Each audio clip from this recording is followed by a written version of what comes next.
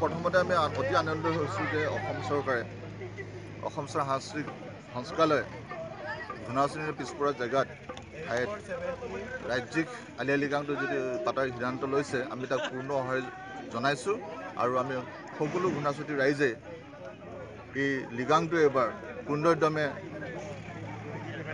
অনুষ্ঠিত কৰিবৰ কাৰণে যা যোগাৰ আৰম্ভ কৰিছোঁ। আজি আমি দেখিছেই ৰাইজ আজি গোট খাইছে। আমি লৃগাঙৰ গেষ্টসকলক আদৰিবৰ কাৰণে আমি পূৰ্ণোদ্যমে ইয়াত আজি পৰাবং বনোৱা কাৰ্যসূচী আৰম্ভ কৰিছোঁ।